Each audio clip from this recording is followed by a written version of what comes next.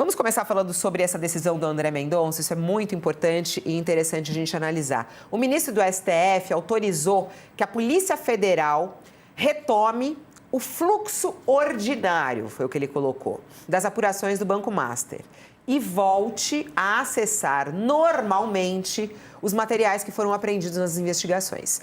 A decisão derruba ordens anteriores do ministro Dias Toffoli, que era o relator do caso do Banco Master até semana passada, que estava sendo apontado como uma pessoa não com a autoridade de estar ali, né, com suspeição de estar ali.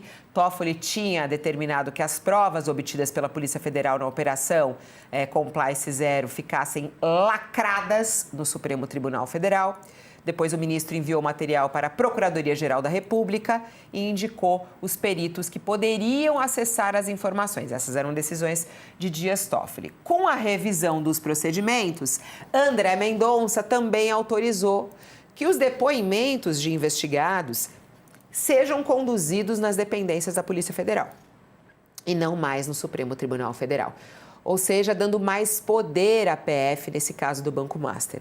Mas ele determinou também que eventuais novos inquéritos sobre o banco sejam solicitados antes e autorizados por ele, né? Por André Mendonça. Bom, a gente está acompanhando aí toda essa repercussão. Queria muito ouvir o Sakamoto sobre essas novas decisões do André Mendonça. E aí, ele acerta, está indo bem? Isso pode trazer mais transparência? Como é que você analisou? Fabiola, eu acho que o ministro André Mendonça não tinha um outro caminho a seguir além desse, porque no momento que ele herda, né, que o ministro Dias Toffoli abre mão naquela reunião polêmica que foi vazada, segundo inclusive ministros pelo próprio Toffoli, né, para a imprensa. E o processo é redistribuído, cai na mão do André Mendonça. O André Mendonça não tinha outra alternativa que não rever algumas decisões polêmicas do ministro Toffoli. É claro, ele não vai andar em jatinho com nenhum advogado do caso, pelo menos espera-se assim. Ele revê a questão do sigilo, né, rever a questão das limitações de acesso ao conteúdo investigado por parte da Polícia Federal, que foi também uma polêmica. Lembra que o Toffoli teve uma operação que ele falou, todo o material tem que ir para o STF, aí a Polícia Federal checa aqui, depois moveu-se para a Procuradoria-Geral da República, houve muita discussão com relação a isso. Então, o que o André Mendonça está fazendo neste momento? Não só o André Mendonça, repito, as decisões dele são corretas, mas qualquer ministro que assumisse neste momento teria que tomar algumas medidas para deixar claro que houve uma mudança na forma de relação. E mudança com quem? Isso que é a parte interessante. Não é uma mudança não é um recado para a imprensa, não é um recado para a sociedade, é um recado para a Polícia Federal. Porque é o seguinte, a instituição que estava em evidência nos diálogos lá no Supremo Tribunal Federal, naquela reunião secreta dos 10 ministros para discutir a questão do Toffoli, foi a Polícia Federal. A Polícia Federal foi criticada, os ministros disseram que, olha, a Polícia Federal está investigando ministros sem ter uma ordem judicial para isso, né? Isso é um absurdo, não pode acontecer. Houve muitas críticas à Polícia Federal de diversos grupos internos. Sim, o Supremo tem seus grupos internos, houve crítica de diversos grupos, houve crítica dos indicados pelo bolsonarismo, críticas indicados pelo Bolsonaro, pelo Lula, outros, todo mundo, quase todo mundo houve uma crítica com relação a essa atuação. E aí o que acontece é que gerou a chamada torta de climbão, né, que é servida quando acontecem essas situações. E aí, de certa forma, essas ações iniciais do ministro André Mendonça acabam ajudando a desanuviar o clima com a Polícia Federal, que precisa ter um diálogo diário e institucional com o Supremo Tribunal Federal e ficou meio estremecido por conta de tudo aquilo. Vamos lembrar que a própria queda do ministro Toffoli, no caso, se dá quando fica-se sabendo, inclusive, quando a Dani Lima, o Fábio Serapião, aqui do UOL, revelam que o diretor-geral da Polícia Federal, Andrei Rodrigues, vai conversar com o presidente do Supremo Tribunal Federal, nossa, que trava-língua, Edson Fachin, explicando o que foi encontrado sobre o ministro Dias Toffoli, de diálogos, mais de 10 diálogos entre o Toffoli e o Daniel Vorcaro. e isso, na verdade, precipitou a queda de Toffoli. Então, essa ação, mais do que um aceno para a sociedade, são ações ainda pequenas, a gente tem que esperar para ver, Fabiola, como é que vai ser o comportamento do ministro André Mendonça durante este caso. O mais importante não são esses acenos, o mais importante é saber se ele vai conduzir de forma diligente, evitando o cheiro de pizza que paira sobre o caso Master, dada a quantidade de pessoas poderosas. Ou seja, é um indicativo, não significa que essa vai ser a linha de condução A ou B ou C, né? Mas exatamente porque tem tanto holofote sobre ele agora, ele vai ter que mostrar trabalho. E o trabalho é levar isso até o fim, doa quem doer. Bom, com essas novas decisões, ele deixa muito claro, né, Josias de Souza, que ele vai agir de maneira bem diferente de Dias Toffoli. Ele marca a diferença nessa atitude, ou não? Marcou a diferença. O Dias Toffoli nunca se envergonha dos seus atos, né? Mas essa nova dinâmica da investigação sobre o Banco Master mostra que não é por falta de motivo, por falta de material, né? O André Mendonça, que é esse novo relator, ele promoveu uma dedetização do inquérito. Ou eu falava com uma autoridade que está vinculada a esse caso, ele disse que houve uma destofolização do inquérito. Então, o Mendonça como que devolveu a autonomia da Polícia Federal, a começar pelo gerenciamento do material recolhido em batidas policiais. Ele autorizou a Polícia Federal a escalar livremente os seus peritos, liberou os investigadores para retomar o fluxo ordinário do trabalho na extração, catalogação, análise de todos os dados. E, sob a relatoria do Toffoli, os segredos estavam escondidos em ambientes diferentes, zanzaram por Brasília. Então, estamos falando aqui de mais de uma centena de equipamentos eletrônicos que ficaram zanzando. Primeiro o Toffoli mandou armazenar e trancar no Supremo, depois ele foi criticado, transferiu tudo para a Procuradoria-Geral da República e escolheu os peritos da sua predileção para analisar o material. O André Mendonça decidiu que agora a Polícia Federal está liberada para fazer esse trabalho todo, né?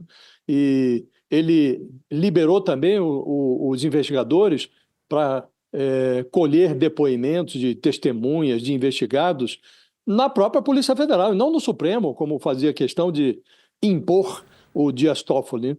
Então, ele desvirou do avesso as decisões do Toffoli, né? E livrou a Polícia Federal das algemas. E poucas vezes uma providência tão trivial, que o que o André Mendonça está fazendo é normalizar as atividades da polícia. Investigador existe para investigar, e o ministro está liberando os investigadores para realizarem o seu trabalho. Então, é uma providência trivial e poucas vezes algo assim tão trivial foi visto como extraordinário. Mas vivemos essa conjuntura. O Toffoli transformou o trivial em extraordinário. Mas houve sim, Fabiola, uma mudança clara de procedimentos e a polícia agora não faz se não quiser, se não tiver condições de fazer, mas está liberada para investigar. Quando ele faz isso, José, eu também fico pensando, né? Quando o André Mendonça faz isso, parece que fica claro que Dias Toffoli estava querendo esconder alguma coisa, quer dizer, porque é muito forte essa mensagem que chega, né? E aí mostra realmente a situação do Dias Toffoli naquele momento, quer dizer, André Mendonça tira sigilos do caso do Banco Master, né? É forte isso? É isso mesmo? Não há dúvida de que o Toffoli era um relator suspeito nesse caso. E todo o comportamento do ministro conduzia para um esforço de ocultação, um esforço para abafar a investigação. E ele se portou de forma absolutamente inadequada, porque ele extrapolou o papel de um juiz, ele se imiscuiu, se meteu no trabalho da polícia.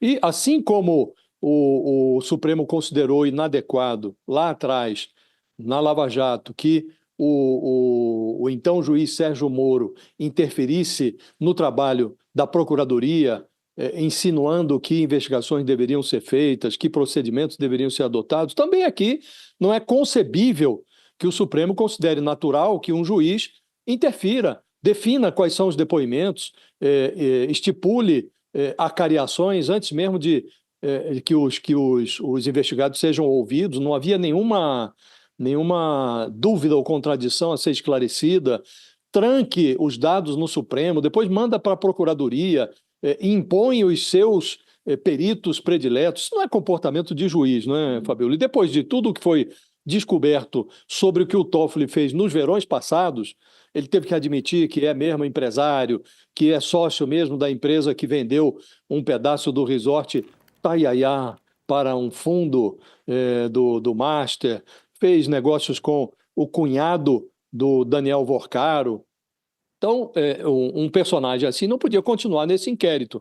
Agora, em relação ao sigilo, embora o André Mendonça tenha atenuado o sigilo, caiu do nível 4, sigilo máximo, para o nível 3, sigilo padrão, continuam, e o ministro fez questão de realçar isso no seu despacho, continuam, evidentemente, proibidos os vazamentos, né? Seja para fins políticos ou para atender a interesses jornalísticos. Só os investigadores terão acesso aos dados e os seus superiores. Ponto. Então, não é que virou um liberou geral, né? Mas o ministro trouxe para o sigilo padrão. Significa dizer que, eventualmente, ele pode dar publicidade a um determinado depoimento quando achar que não há mais interferência sobre a investigação. Então, voltou o inquérito para o padrão normal. Sigilo padrão normal, os procedimentos da polícia devolvidos para a polícia, o fluxo ordinário, como definiu o ministro, foi retomado. Então, voltou à normalidade, Fabíola. E é muito sui generis que nós estejamos aqui a celebrar o fato de termos voltado à normalidade. Mas, assim, vinha sendo conduzido esse caso. Sob a relatoria do Toffoli, o caso ganhou contornos de algo esdrúxulo, anormal. As decisões eram, como costumam definir os advogados, eram decisões teratológicas, monstruosas, que não encontravam justificativa, explicação no padrão, no comportamento de um juiz ou na própria legislação. O devido processo legal estava sendo virado do avesso. A investigação estava sendo subvertida. Voltou aos trilhos, Fabíola. Tá faltando, né? Tá faltando liberar os depoimentos, né, Sakamoto? Fica a cargo do André Mendonça, é isso? Isso não só, Fabíola, porque de certa forma tem que ver o seguinte, se você tem alguma orientação por parte da Polícia Federal. Porque a liberação e a transparência, ela deve ser a regra, a menos que ela, gere algum dano a alguém que não tem nada a ver com o processo e que por isso precisa ter a sua identidade resguardada, né? Como, por exemplo, alguma figura que fala anônimo com a polícia, alguma coisa assim. E 2, se a revelação desse conteúdo vai atrapalhar o próprio curso da investigação. Se vai atrapalhar o próprio curso da investigação, é claro que liberar, por liberar, é bobagem, é um tiro no pé. E aí, o juiz responsável pelo inquérito, ele vai estar sempre conversando com a autoridade policial e, eventualmente, inclusive, com a Procuradoria-Geral da República para a definição disso. Então, é uma conversa entre o André Rodrigues e o ministro Dias Toffoli. Fabíola, só aproveitando rapidamente para tocar nesse ponto, que essa semana eu tinha trazido uma notícia, acabamos nem comentando aqui no All News, porque para ver como é que essa discussão a respeito do conflito de interesse não é uma coisa só no Brasil. Essa semana, a Suprema Corte dos Estados Unidos, ela informou que vai começar a adotar um software para ajudar os ministros, lá são juízes da Suprema Corte, na decisão de se declarar impedidos. Porque é o seguinte, ou seja, a ideia é que... Porque vou retroceder um pouco, volta a 3 anos, 2023, o juiz Clarence Thomas foi denunciado, foi acusado, a gente mesmo falou aqui no All News na época, de conflito de interesse, porque durante muitos anos, durante décadas, ele usufruiu da fortuna de um bilionário do setor imobiliário do Texas, né? Usando jatinho, usando iate, viajando às custas desse bilionário, que é um bilionário republicano, e o Clarence Thomas, ele é um juiz bastante conservador. E aí, o que acontece? Tem toda a questão de conflito de interesse lá no meio que ele nunca informou. Ele brigou com o New York Times, brigou com a ProPublica, quem é que revelou a história, ou seja, a culpa foi do Mensageiro. Surgiu outras denúncias de outros juízes da Suprema Corte também de conflito de interesse, e aí começou-se a discutir questão de código de ética, etc. e tal, e no meio dessa discussão, criou-se um software que a ideia é a seguinte: cada gabinete de cada juiz, de cada ministro, tem que fornecer uma lista com os nomes de pessoas, advogados, organizações, entidades, empresas com as quais eles têm relação. E aí o que acontece? Na hora de distribuir um processo, uma ação, vai aparecer quando houver esse conflito.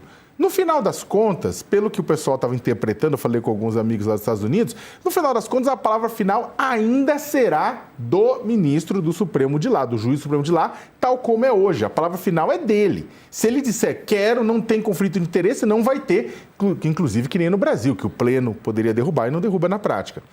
Só que essa ferramenta, e aí se espera para saber se o resultado desse conflito de interesse que aparecer vai ser público ou vai ficar só com o gabinete. Se for público, é uma ferramenta incrível. Vamos importar, se der certo. Eu acho que a gente não vai acabar não importando isso, mas fica como referência de que é possível fazer.